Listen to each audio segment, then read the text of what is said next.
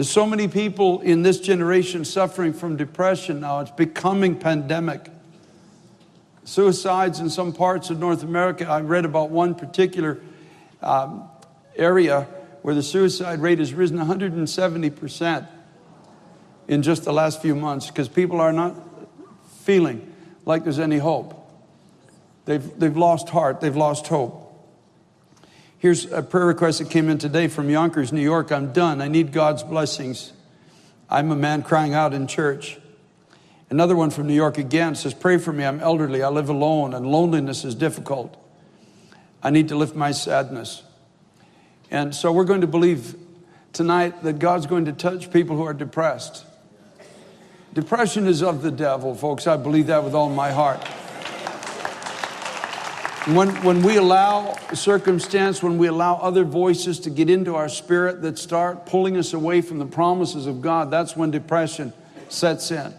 That's when the voice of the condemner comes and says, you've fallen short, or you're hopeless for the future. But God has nothing to do with any of that. He says, no, the thoughts that I think towards you are more than you can even count. I have a plan for you to bring you to a desired end, much bigger, much deeper than any plan that you've ever had for yourself. If you'll let me touch your life, I'll deliver you. I'll save you. I'll give you that new song and that new mind. I think we need to bind the power of the devil to depress the people of God. I think we need to stand. And that's the way I'd like this prayer to be tonight, that we stand together and we stand as a victorious army, for that's what we are. And we bind, that means we tie up the power of the devil to depress the people of God.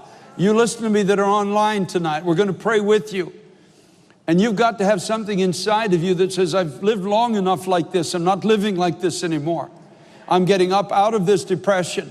I'm not going to let it dominate my life any longer. I'm not giving in to these thoughts that I have no hope and no future. It's the devil that has no future. I have a future with Christ. I have a future.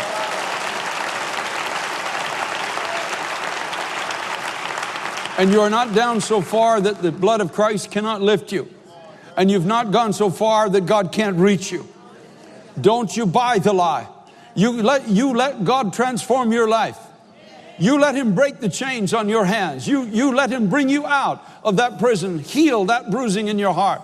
You let Him give you eyesight for your future and the days ahead of you.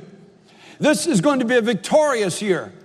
This is going to be a year that we're going to remember throughout all of eternity. We are going to the throne of God. We are going to where the victory of Christ is. We're going to lay hold of that victory. So I'd like you to form with people in circles of 5 and 6 people, if you will, right now. And even in that circle you're forming, there are people struggling with depression. Don't let the devil take your voice now. Stand up and stand against this power of hell. Stand against this crushing weight trying to take away the voice of God's people, the hope and the strength of our hearts. Stand up against depression and pray with all your heart. The Lord will give you the victory over this. Praise be to God.